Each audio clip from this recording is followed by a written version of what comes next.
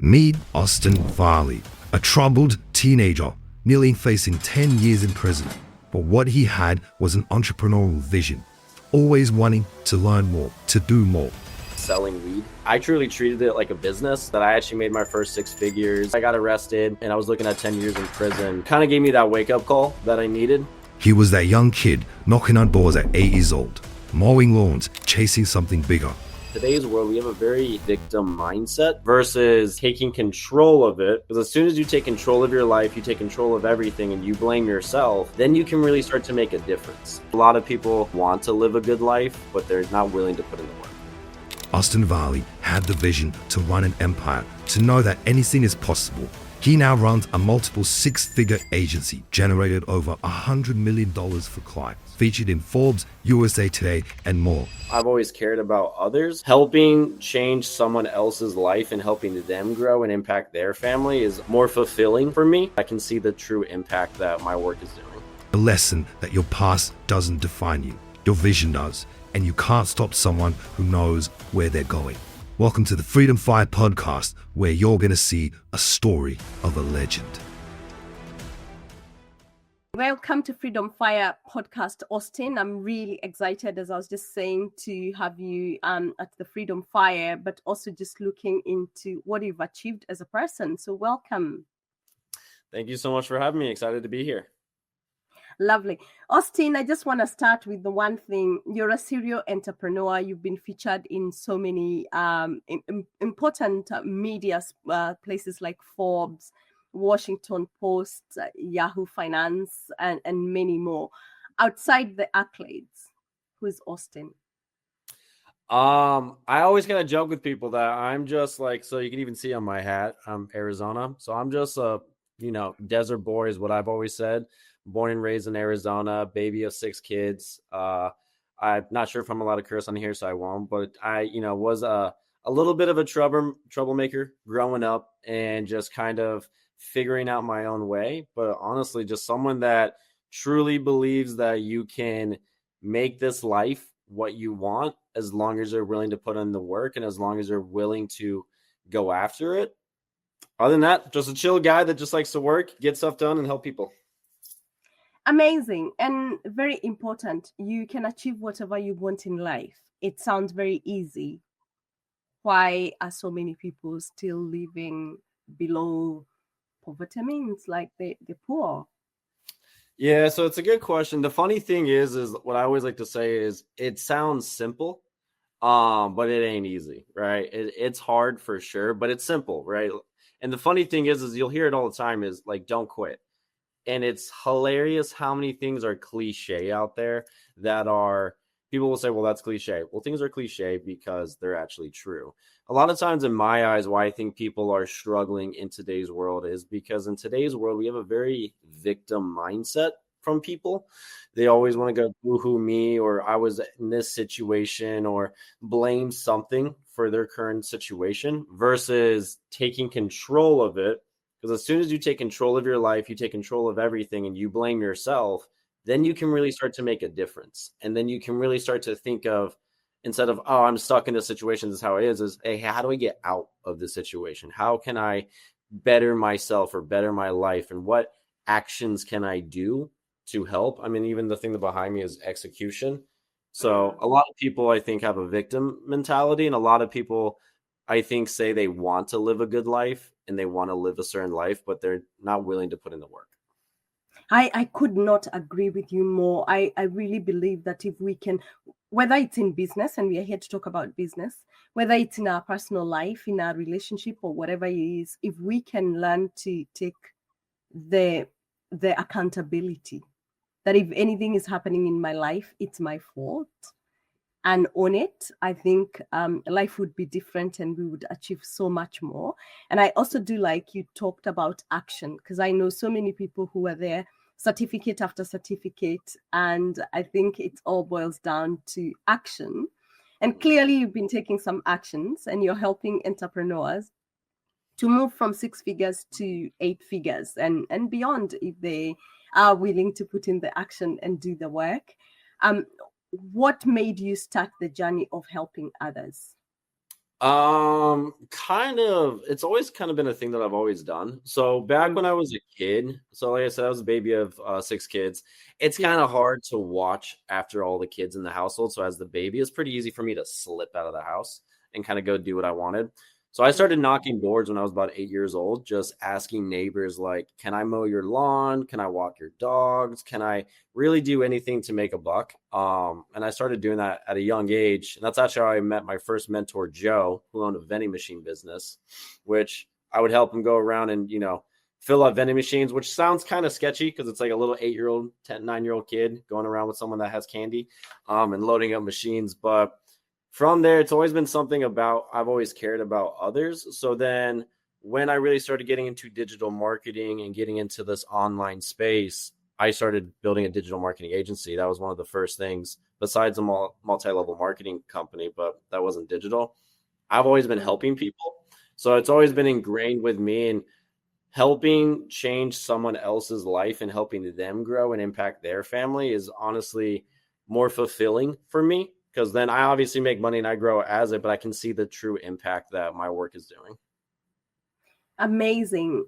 Entrepreneur at 8. I'm curious, where did that come from? I honestly, so my dad, there's a thing called multi-level marketing, or like network marketing companies. It's basically you go partner with a company and you sell their product. That's kind of how, like, pyramid schemes, all that kind of stuff, they have like the bad rap. As a kid, my dad did build those. Now, I didn't really know my dad very much, but I did know he did that. But I think just always as a kid, I always thought different and I always would question more things. And I definitely always had a issue with authority. So I wanted to go make money my own way, or to go do things my own way, or something where I felt like I could put myself in control. So that's where, as a kid, I just started knocking doors. I started doing a lot of different things on there. And it just always was a part of my thought process. Funny enough, though, in high school, I was going to be a lawyer. That was kind of like, I'll be a lawyer. They make money. I'm good at debating. But then I did not want to do that much school. And again, entrepreneurship just kept pulling me. So then I still just went the entrepreneur route. I also wanted to be a lawyer. So Nice. Lovely. It's very interesting for an 8-year-old. You said two things I want to really hone into before we really get into the real whatever of business about you. You talked about your dad, and then you did talk about being a troublemaker. And when I was reading a little bit about you, I was like, oh my God, almost going to prison. Talk to us. What's the connection of those two things, and how that has driven you to achieve the things that you've achieved? So the troublemaker part is, I question authority. So the whole almost going to prison, basically in high school is when I kind of say I really had my first business, but it was just me selling weed. Back in high school, that was one of the things that I actually made my first 6 figures.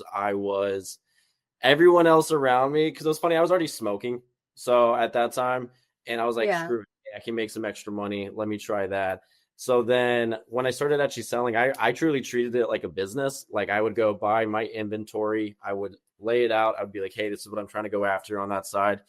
And got a little too big, honestly, than what I should have done at that age. So then there was a point that I got arrested, and I was looking at 10 years in prison. And by the grace of God, luckily, I just got away with just misdemeanors and just got away with just different charges on possession and things on there, instead of actually going intent to sell, which is what I originally had. From that, it kind of gave me that wake-up call that I needed to really be like, hey, I can build things. I can actually build something big, and I can actually do a lot more than I thought. But now let's go into the legal way. And I think the whole thing of not really having my dad in my life, I mean, to be honest, I wouldn't say that was kind of what motivated me to be a troublemaker. I think it was just like my nature. And I think also being the baby of 6 kids, just kind of already had that, especially I got 2 older brothers, 3 older sisters. Like, I watched everyone's walk of life. So I kind of took my little notes and took my little things that I personally liked to then go charge on my own journey. Lovely. And is there anything from that makes you go like, as an because I'm coming, I'll tell you where I'm coming from. The school system is rigged. Oh yeah, school system suck. And we taught the things that the system wants us to learn so that we can get to a certain level. Mm-hmm. And obviously, we kind of hear these stories of somebody was a school dropout and then they went ahead and achieved all these things. Mm-hmm. And it's not the pathway for everybody. There are people who leave school and they don't become anything. There are people who follow the process and then at the end of it all, they become entrepreneurs or whatever it is and they achieve things in life. Mm-hmm. For you, what have you learned in that having a mind to think for yourself outside the system, outside the box? So what is the connection between that and the entrepreneur journey? Definitely agree with you that the school system is rigged. It's rigged in a way where the whole point is to pump out workers. That's really it. It's to kill creativity, make sure you can follow rules. That's why even like the testing, it's just testing you on memorizing stuff. And growing up, I went to a bunch of different schools, to be honest, because we moved a lot when I was younger.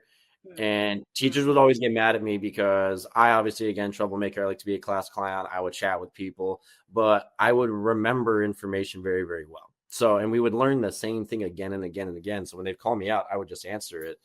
And I think it doesn't like this thing with the school system, it doesn't help people with what their strengths are and really propel and excel inside that. So even when I did drop out, because I wasn't going to go to college. My sister, who's the closest one to me in age, actually signed me up for college because she knows all my information and just did it behind my back and signed me up. So I went for 1 year, but I dropped out after that. And being able to, again, trust yourself. And I still believe in education. The school system doesn't work for us and for people that are, because they'll label you like, oh, you're a D student. You're not going to do good in life. They negatively will put kids down or put people down. And like, if that person doesn't have the right mindset, that can really dictate their life. And then they can go down a bad journey. Whereas if you at least know what you want and you're willing to put in the work, I still believe in self-education. So I paid for mentorship. I paid for courses. I read books. Funny enough, the first book I actually ever read was when I got out of school. I didn't read a single book in school because I never cared. I used Spark Notes. That was my thing for sure. And also, I was definitely the kind of guy that was right before we were going into class, like, hey, let me use your homework really quick. Don't worry. I'm going to copy and make sure it doesn't have the exact same answers. But the school system doesn't, again, like it doesn't showcase your strengths. It just gets you in that system. So being able to educate yourself and being able to go after what you want, I think is the best. Lovely. You've just talked about mentorship and you did talk about your mentor and self-educating. How important is this for entrepreneurs and what is it that they would be educating themselves in the entrepreneurial journey? It's hugely important. Growing and just learning. So it all depends on what your business and what you're doing out there. But you got to get the wisdom, you got to get the information and the knowledge. And it's a huge part of, honestly, everyone's journey, because anyone that you look to has a mentor. And also, like, self-education doesn't mean you have to read books, especially in today's world. Like, there's YouTube University, right? Everything's on YouTube these days. Mentors are huge because they've been through what you are going through, so they can cut your learning curve in half. They can give you guidance that you're like, oh, crap, I didn't even think of that. So you can learn and shortcut your success. And the other thing, too, is what a lot of people go wrong, and especially in today's world, we kind of live in an age of like information overload. There's so much information out there that people think if I keep reading books, if I keep watching videos, if I keep doing X, Y, and Z, I'm working towards my dream, which there is a point where it's like, hey, go out and now execute. Go take the action from what you've learned and apply it so that you get experience, because experience is really what's going to take you to the next level. Yeah, and I think that is so important because I think it is important. I always say leaders are readers. It is important to keep yourself informed, but if you're in that cycle where it's just about information and you really don't action it, it doesn't mean anything. So now to the juicy stuff about money.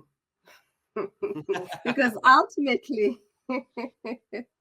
we want to scale impact, and that what you have entrepreneurs do to scale their impact.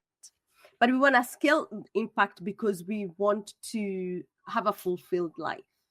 Mm-hmm. And sometimes we've been taught that money is evil, or money is this, or money is that.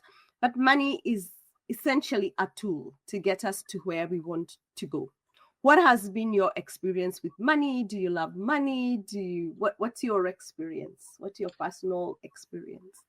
You hit it right on the nail, honestly. Like, it's a tool. So it's kind of funny, people. And again, this is where society as a norm, if one person wants to break out of the matrix or break out of the world of the system, look at what society has main views on things, because everyone, like you said, money's the root of all evil.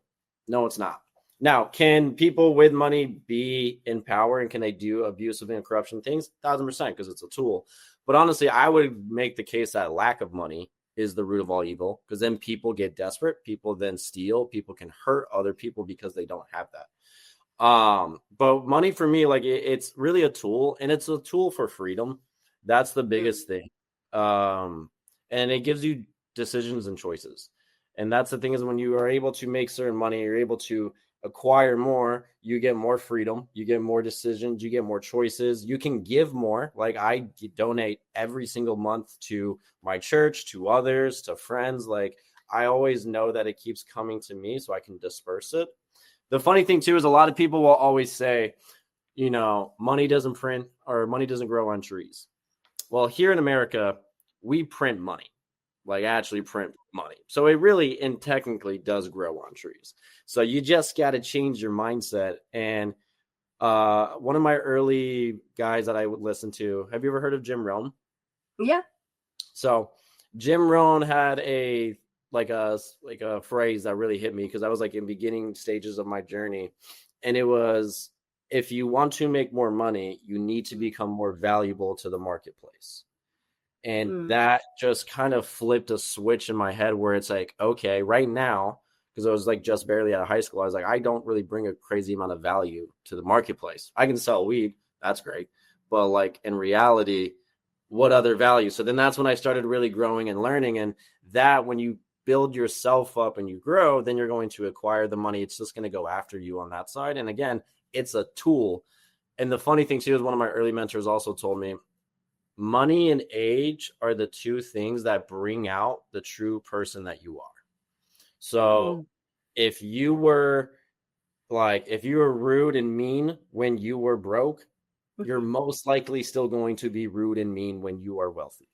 If you were selfish when you were broke, you're most likely still going to be that way when you're old. But if you are very giving, well, when you're broke and you make more money, you're probably still going to be giving. So it really just showcases who you are.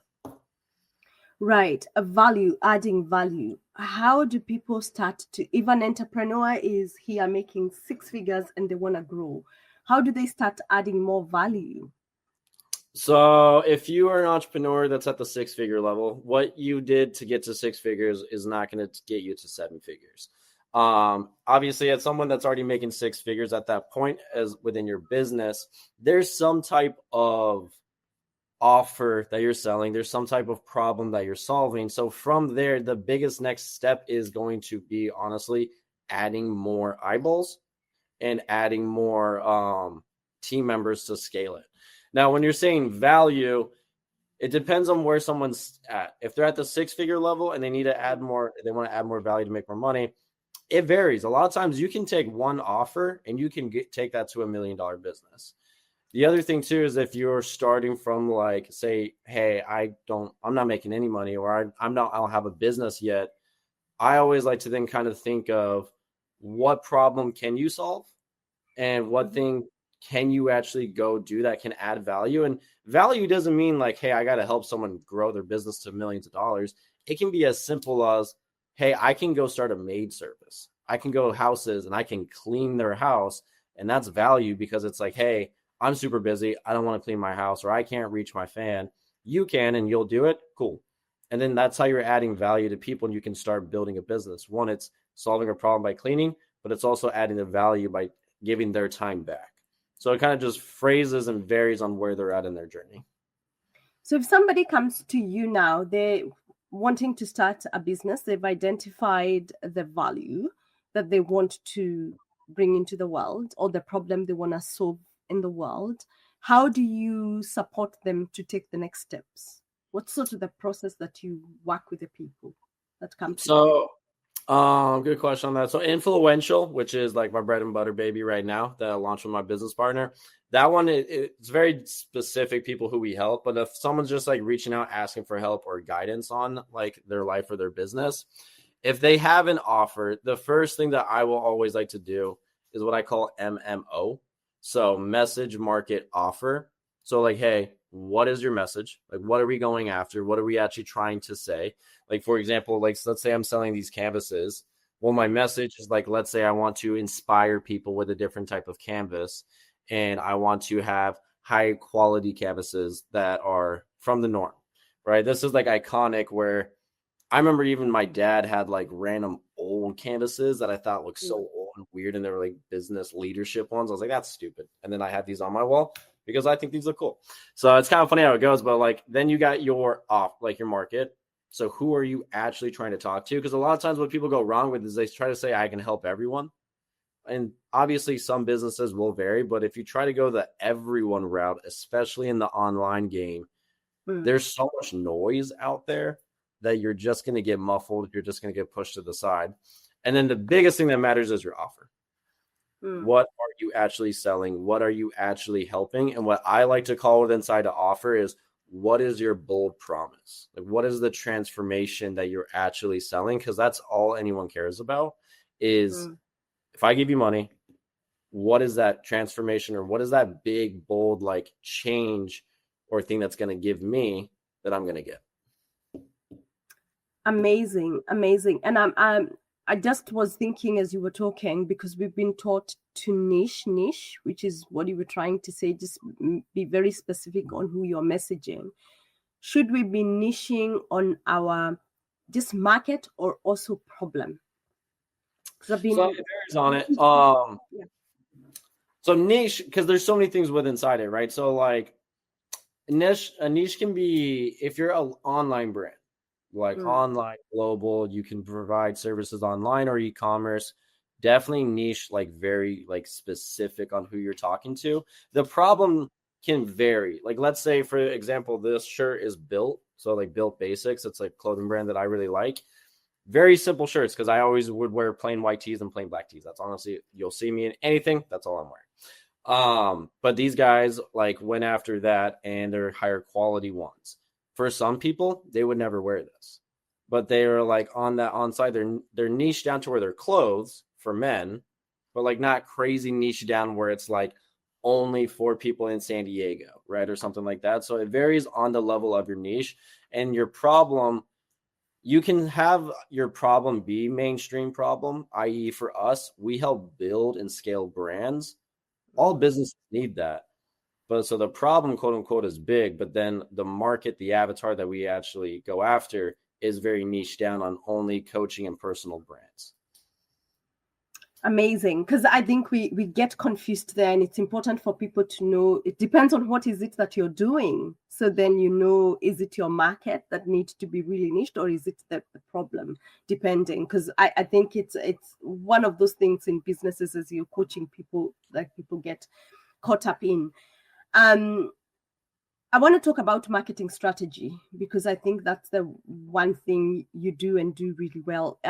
For entrepreneurs, for the coaches that you're speaking to and that you see, if you were to talk to them about the market today, what are some of the strategies that is going to help them to cross the path? Because we are at this season, whether are we going to recession? Are we not? Are we? What's happening with the business? I don't know if you're feeling it, but I'm like the people I'm talking to. It's a very interesting time. Some people are really growing, other people are struggling. What are some of the marketing strategies you're seeing working right now? So it's kind of funny. There's a lot of crazy things that you can do in today's world with marketing, and marketing can get so overwhelming because of everything that you can do. One thing that we like to do, and what we kind of created here at Influential, is we call it the top of mind method. So this is our marketing strategy in our system, and I'll tell you guys basically what it is. Now, how to put it all together, there is a lot, but the funniest thing is in today's world, there's so much noise. There's so many people posting. There's so many ads. Like, I think it's on average, you see like 1,300 or like 2,000 ads a day. You don't even know because we're just so used to it. It's just normal now. So because of all that noise, the market and the avatar and your prospect is actually going to take longer to buy, and it's going to need more touches to buy. So because of that, with the top of mind, what we like to do is every brand we touch, organic content is part of our framework. So we need to make sure that we're posting value, we're posting content, and we're really speaking to our message, because the organic content turns as a nurturing machine. So my nurturing machine just warms them up, gets them more connected to the brand. From there, that gives them a little touch into our ecosystem. And every time you watch a video or you interact with our brand, you get placed into a different bucket in this method, in this marketing strategy. So once you say you're watching our content, then you're consuming us for a little while. You might see an ad pop up that's going to give you free value, but for you to give us your information. So it could be like, hey, here's the 5 best online businesses to start in 2025, right? It can either A, be sending you to a landing page where you give us your name, email address, and phone number, or it sends you to a mini chat bot, which is just a messenger bot that does the same thing, but inside the messenger. From there, we're giving you free value. And a lot of times what people go wrong in today's world is their lead magnets suck. To be honest, they're like such easy cookie cutter. ChatGPT could have built that lead magnet. Like, you want your lead magnet to give actual value. Now, is everyone going to use it? Nope. Like, probably, honestly, only like 20-30% are really going to use it. But if they do, they're going to trust you more. They're going to like you more. They're going to get more engaged for whatever problem that you're solving. So with inside that, the biggest thing that's going to matter overall from an arching standpoint is make sure that you're doing organic content to give them value, to showcase who you are, and to showcase that you're an expert in your field. Give them actual good lead magnets, one, so you can build your list, build your ecosystem internally to communicate with them, and give them real value that will change their life. From there, that is where you need to make sure that you have your offers. So if you watch my content, then you're going to see an ad that's going to be a lead magnet. You're going to give us your information. From there, you are then going inside my emails, inside my mini chat, inside my retargeting ads. You're going to get offers to then hop on a call with one of our team members. From that call, it's actually going to be framed as value strategy session. And we really do give a full-on actual strategy session to help out, because that's the biggest thing is we want to make sure someone gets off a call with us. It's even if you don't buy, or even if we don't even pitch you because you're not a good fit, you are like, hey, at least that brand helped me so much. I like them. I'm going to trust them more. And from there, you're going to eventually buy. The reason why we call it the top of mind method, though, is however you engage. If you open a certain email, you're going to see different ads. If you are booked an appointment with us, you're going to see testimonial ads. You're going to see different things on YouTube, on Google, on TikTok, on Facebook, on Instagram. Wherever you are inside our funnel, we have different retargeting and marketing automations to just keep us and our brand top of mind. Amazing. And I hope any entrepreneur who's listening to us, that was quite gold. Sounds simple, again, not easy. And for the most part, people need support. We just talked about marketing. Is there a difference between marketing and sales? 1,000%. So yes, there is marketing, and people think it's the same. And a lot of times people will say I have a sales problem, but in reality, a lot of times they have a marketing problem. So it kind of varies on depending on where they're at. What I always like to say is marketing creates the opportunities, sales closes them. And that's the big difference is if, let's say I'm doing, and there's a bunch of different funnels out there to generate customers and client acquisition. For now, for easy terms, let's just do a phone call one. The marketing gets the lead inside the funnel, gets them excited, gets them on the call, and gets them to show up. That's all marketing. It created that opportunity. Now in this funnel, the closer needs to close that deal. That's sales. They need to actually fully close it. Now, marketing can be so good that you turn your sales guys into cashiers. And that's what we always want to do, is we want to get those prospects so hot and ready that they are just ready to buy. So your marketing levels and sophistication can be a little bit different, but marketing creates the opportunities, sales closes it. So does that mean you can suck in sales, but if you're great in marketing, you will still do business? So branding, marketing, sales, what's the order of importance for an entrepreneur? So it kind of varies on where you're at, to be honest. You can be a straight up hustler. And that's where it's kind of funny. Like hustlers, if you're a hustler, like you can go make 6 figures. You can even build a 7-figure business just from being a hustler. And what I mean by a hustler is like you're just going after there and you are just talking to your market and you are just giving offers. Like let's go back to the maid cleaning business example. Let's say 2 people have a maid cleaning business. One person knocks on 10 doors a day trying to get a customer, and one's knocking on like 100 and trying to get a customer. This hustler is going to get more business and is going to grow faster than this one because he's putting more action. And the biggest thing is he's putting his offer in front of his market more. So it kind of varies on the levels. What I will say is if you're trying to build a business and get it off the ground running, you can go the hustler route and you can really just do like, hey, let me get offers out there. Let me actually get in front of people. At a certain point, though, to really build the brand and to build the next stage, branding is going to be coming involved where you want to build an actual brand, a message, a feeling with inside what you're doing. And then the branding fuels the marketing for you, which then fuels the sales. Amazing explanation. Again, 3 things that really get confused in the whether you're a coach, because I do know you speak to a lot of coaches, which I'm actually one of them. Nice. You just spoke about trust, and there is a level of trust erosion in the market. Mm-hmm. What is it that you're teaching the people that come through to you to really address that trust erosion?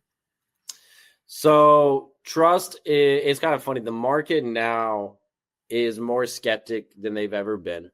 They have their guards and their defenses up more than they've ever been. And that's just going to be kind of the route that we're going to continue to go to.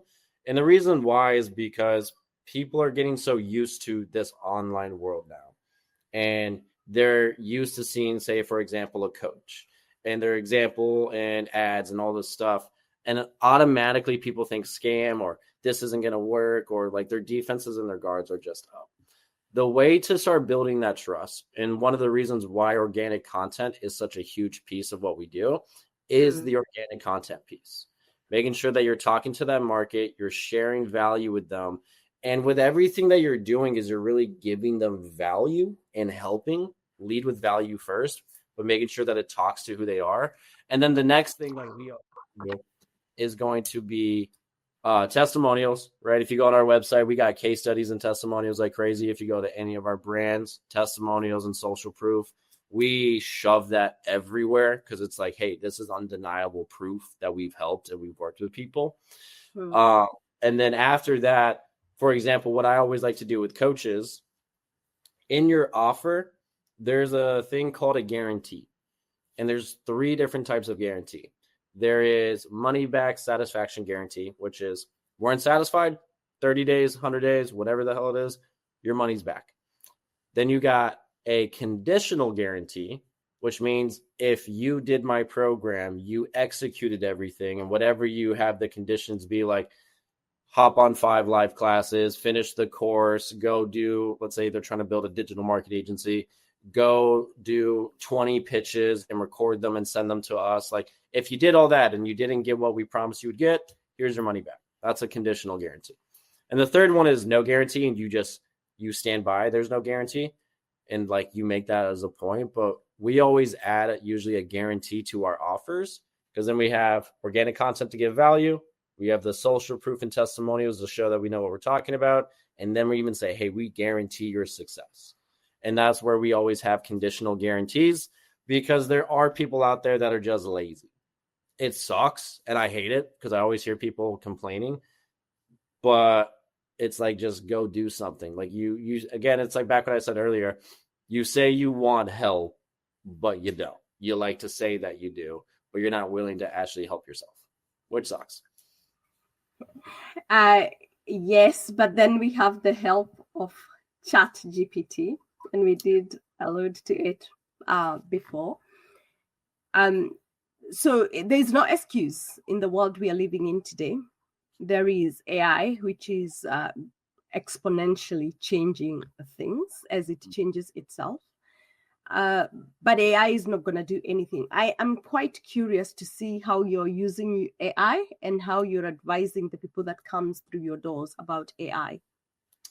Yeah, AI is nuts. It's honestly, I mean, I even saw a video this morning that was talking about these humanoids. There's this one company out here in America that is within 2 years there will be humanoids building, like, for replacing people. They're getting smarter and faster. They're just like really technical. They're advancing like crazy inside that realm. So just AI all around is really, really fascinating, as well as kind of scary. But AI can be a huge, huge tool. The thing that I will always tell people is sometimes people try to get away from it because they're like, it's new, or it's this. AI is here to stay. If you don't get connected with it, if you don't learn how to leverage it, you're going to get left behind.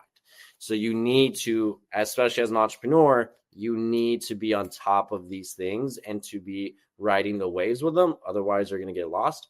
So one of the ways that we're using AI is it works a lot of things inside our business. So we have AI chatbots. So whether you DM some of our brands, if you text us, even email, we have, or our websites, you're talking to an AI all around.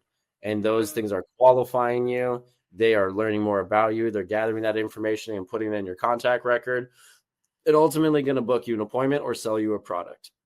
Or, depending on where you're at, might just give you a free value because you're not really a buyer that attends. So we still want to give you, again, connected with the brand. So they might give you free value. We have, like, instead of having a setter team of 5 texters for one brand, we have one texter now. And she just watches that AI. And she hops in when she needs to, but AI is already replacing things on that. It's faster, it's quicker, it's smarter. Also, AI is helping us, like, really every step of the way inside the business. I'm still kind of a little old-fashioned on copy. AI does do a phenomenal job on copy. If you program and prompt it right, it can actually do very, very good copy. However, I still think it only gets you 90-95% of the way there. You got to do that extra little sprucing, and then you can get it. But the crazy thing is, email sequences that would take a long time and take multiple copywriters that we needed on the team, AI is now replacing all of that. And we can have one really, really good copywriter that knows how to prompt and use AI, and then she finishes it up that last 10%, and we're good to go. So AI is really replacing a lot of things and helping out. The cool thing is, as a business, you can be leaner, you can be faster, and you can get more A players that know how to use AI to duplicate your team so much better. Great. But for coaches, should people be worried? So coaches, it all varies on that side. So as a coach, like, for example, like how would you use AI? AI for you would be more to help you build things to help your clients. But the thing is, people, like, as more things get automated, as more things become AI, the human connection is going to become even more. And AI is going to be kind of funny because there's going to be definitely in the future some rogue accounts that are not even real people that are acting like coaches. And it's 1000% going to happen. But they still want to connect with you. And they still want to be on live calls with you, group coaching, live calls, being inside groups, being able to message back and forth.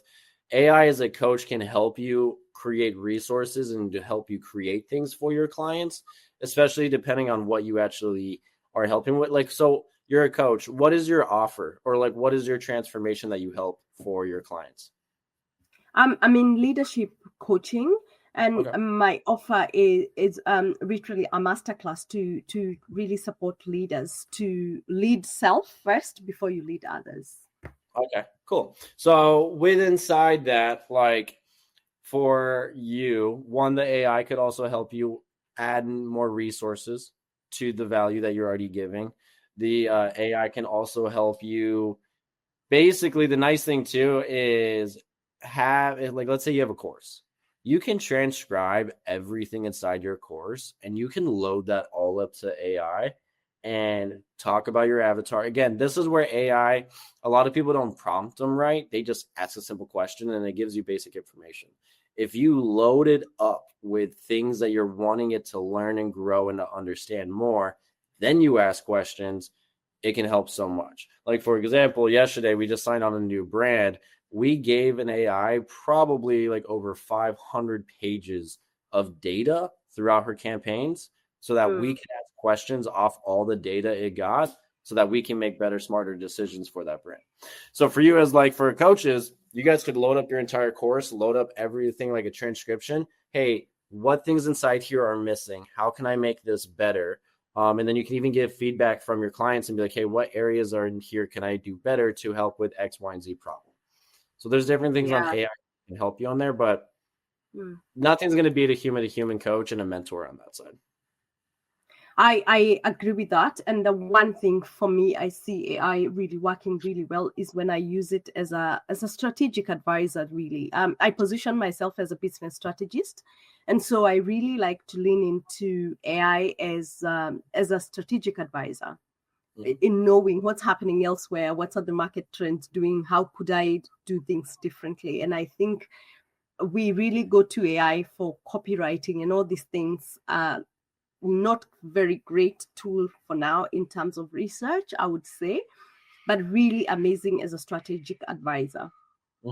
It's also good just to get like, it's kind of funny. I have so many different bots that do different things for me. And they all kind of have a similar energy about them because the way that you communicate with a bot is the way they kind of communicate with you. And I'm very like, yo, what's up? How you doing? Like things on that. And it kind of goes back to me. But the bots can help you in so many different ways. I agree. The research, you got, depending on what research you're wanting, you got to load it up and fill it with the information for you to get the best kind of data out of it. But even just having it as a sounding board, going back and forth and asking questions and it like giving you different ideas, it's phenomenal as a tool for that. Yeah, I do. I'm finding that. Let's talk about future and what are some of the trends you're seeing or you think will be influencing the future in the market? I mean, it's kind of crazy. So AI is obviously going to be a huge thing inside the future. Over here, like it really depends on all around of where you're at or what you're doing. The biggest thing that I would say for the future is going to be AI is going to be the biggest disruptor. So if you are in business, how can I use AI to better, again, lean my business, make it faster, make it smarter to make me stand out in the marketplace? Even boring businesses, like, for example, a maid business or a landscaping business, a storage unit business. Like so many of those businesses are still being ran like they were in the 1980s. You could totally just come inside those businesses and level them up just by adding a couple of AI tools and adding modern technology into them. So for the future, I mean, like it's going to be making sure that you're leveraging AI inside your business to be faster and stand out. If you do not have a business, making sure that you are working on your skill set, that you can't be replaced by AI, because it sucks and it's unfortunate, but that's also just going to be what's coming up. I'm also kind of a funny dude because I don't really trust a lot of our governments. So in the future, I'm also just keeping an eye on them because I don't trust them, even though, you know, I got the American flag on my arm, but that's because I love freedom, not because I trust my government a crazy amount. So I think that's the other thing too, is just to keep an eye out of, I think there's a lot of stuff where there's overstepping on us as people and as society. And I think as people, we just got more and more used to it. And we're kind of just being more, oh, whatever, like that's just the norm. When we shouldn't be like that. We should be like, hey, no, you work for us, not the other way around. So keep an eye on AI. It's going to change the game. It's going to continue it. And just keep an eye on your own governments and officials to make sure that they don't screw you over as the people. I think the political standpoint and government is a whole podcast on itself, and the way it influences business. We are seeing it play out in our lives now, watching America and stuff, for better and for worse. There's both benefit and disadvantages in what we're watching. And it will be interesting to see where America is in the next sort of 2 years, and seeing the impact of business changes, innovation and AI. I think you started a very good. This is going to be quite interesting to see the way it plays out, and how innovative you can get, as much as there's so much noise we would like to address, depending on where you sit. 100%. As a serial entrepreneur and somebody who's really supporting people to scale their impact, I'm interested and curious to understand how you support people to balance the need and the desire for rapid growth and sustainable practices. So when you say sustainable practices, what do you mean exactly by that? As in, like, their lives, and like how to make sure that they still have time for their lives, or what exactly? To sustain their businesses, to ensure that the business remains sustainable. We know that growth can be very disruptive, and there's a desire to do things. And we do know you need to make decisions quick, and you need to change things faster. But how do you balance that need to really rapidly grow and really have sustainable, some practices that are going to ensure that you're sustainable? Yep. So good question on that. Again, it always is going to vary on the different types of businesses. But the biggest thing is, when you're growing and you're scaling and you're really actually like in a scale momentum kind of, state for your business, the biggest thing that's going to matter is, can I onboard and can I fulfill on what's coming in? So if there's ever a time where that's going to break or that's going to snap, that's one of the biggest things that you definitely need to keep an eye on, is that fulfillment and delivery. Because the last thing you want to do when you're scaling is having things like basically where you can't fulfill. So like, let's say as a coach and I need to onboard clients, ideally you want to onboard those clients right away, because that's when they're most motivated. They're most excited on the change that they just decided to make. And the longer you take for that, the more self-doubt that goes through their head. And then things can switch and people get buyer's remorse just because they get scared of doing something different. So when you're at scale, you got to make sure that you're onboarding, and that entire process from like the what I like to call the transition from sales to fulfillment, that switch and that transfer has to be on point. And if you need team members, if you need certain resources, that's one of the first things that's going to break at scale.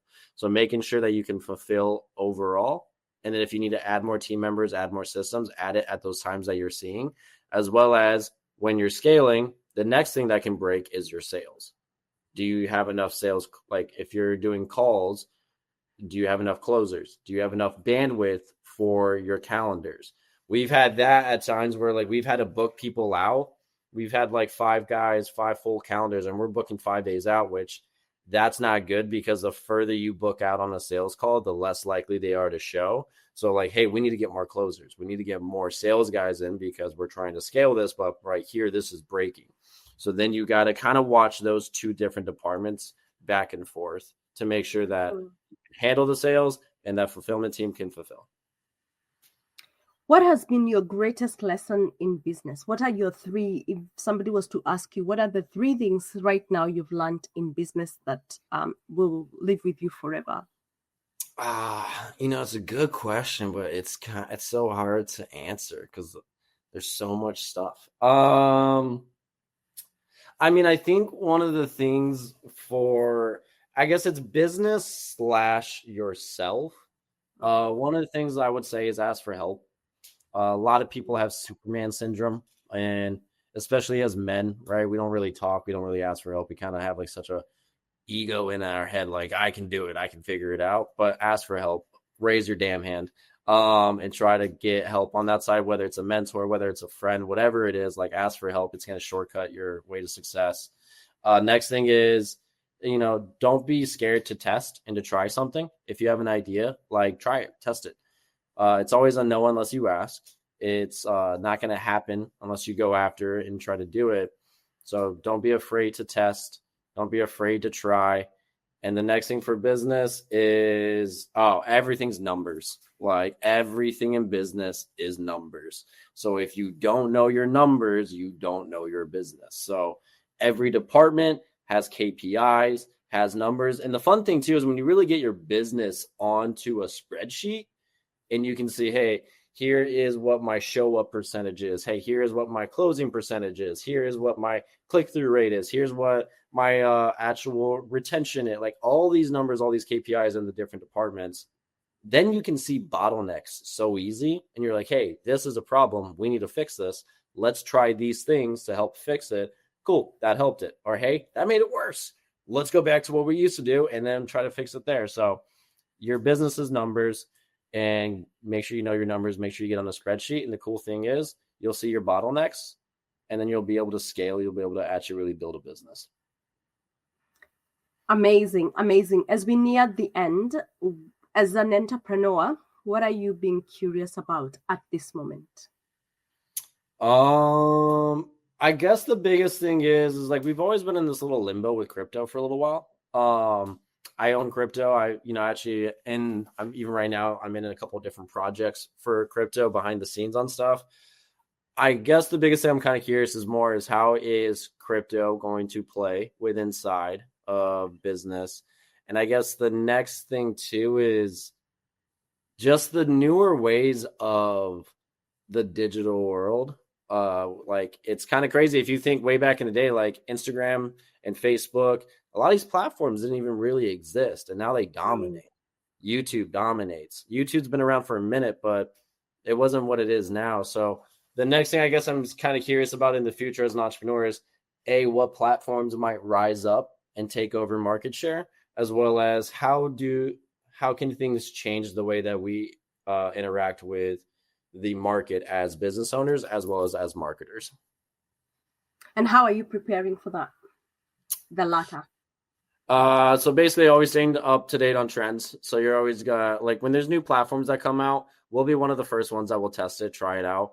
So we always have inside of our portfolio, we'll go basically to certain brands that we think something could work. And we'll say, hey, we want to beta test something with you guys. Is it cool if we beta test? And we'll kind of go over the whole thing. Some people are like, yes, let's do it. And then that way we can test new platforms. We can test new algorithms. We can test new features. We can test different things constantly. And again, that's what I'm saying. Like, don't be scared to try stuff. Is it going to always work? Hell no. It's going to fail. That's fine though, because at least you can try it and then you can find your winners. But we always are trying things and putting things out there. And the nice thing is because of our reach with all our brands, we can do things a lot faster. And if we find something that works and we like it, then we release it to the rest of the brands. Right. Amazing. The people listening to us and somebody is thinking, I'm an entrepreneur. I'd love to get in touch. I'd love to grow. I'd love to be supported to really scale on the impact that I'm bringing to the world, or just make the money that I really want to make to be fulfilled. How do they get in touch? So my team is yelling at me. I'm getting into content. So it is something that I'm getting back into. You can go to my Instagrams. You can go to my pages. They're blank as hell right now, but don't worry. Content will be going depending on when you're listening to this. So, you can go to Instagram at the Austin Varley, TikTok. You can do Austin Varley. The other thing too, is we actually have our own, newsletter.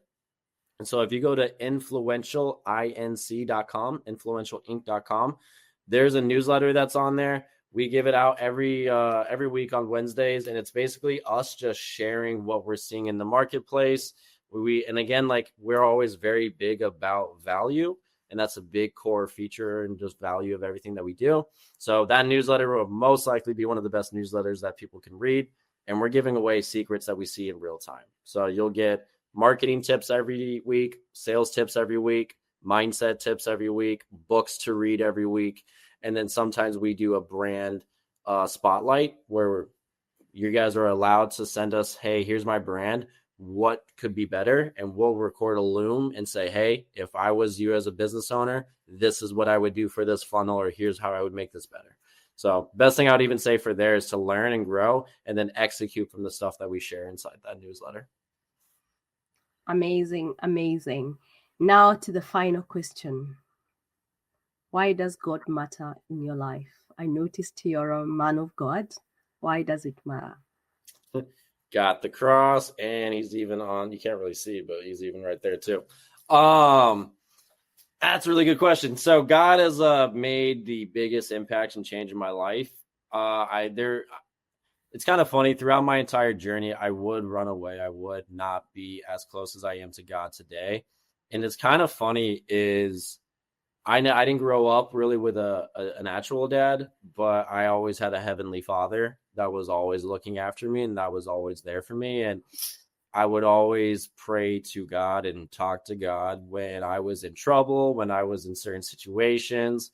It's who I always would go to. And even in the beginning of this journey, when I was building the multi-level marketing company and then I switched to digital marketing, I still remember like it was yesterday when I was in my bed, like praying to God, asking, why are you making me go this way? It makes no sense. I don't get it.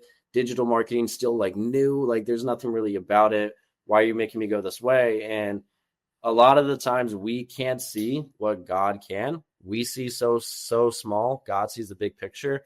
And it just has made such a huge impact and change on my life. So I'll always be a child of God. And the thing that I would say to anyone that's listening is go do research and honestly just go open your heart and just try to just be open-minded. Don't be like, oh, I have to get connected to God. If I'm not, if you already are, you already know how it is and how, God fills our lives. But if you're not just open your mind and actually do some research. Because the crazy thing is Jesus did walk this earth. Jesus did get crucified. But a lot of times in the books, they try to say it's not, or they try to like take that away. And if they try to take that away, why? Why are they trying to hide that? And it's because Jesus is Lord and he's, the Savior for all of us. And it really, truly will make the biggest difference in your life. Amazing. That's a great place to end. I will repeat this for the listeners. It's one of the key things that you gave at the beginning of this podcast. If anybody wants to grow financially in their life and in their business, giving is the way. Yep. Christian or not, when you give, you will make the money. So as you reach out to Austin to help you make the money, I think one of the easiest ways to do it, be a giver. Austin, I'd love to really bring you back at a different time to talk about God in business.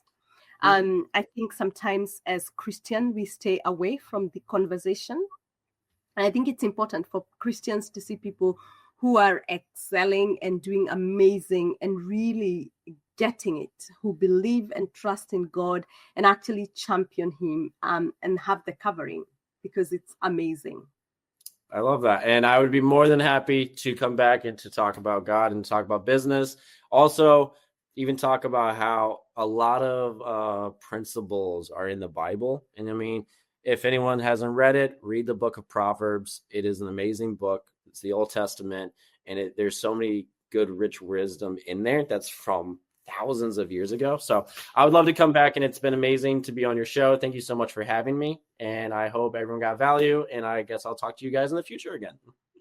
Lovely. Thank you. Thank you so much.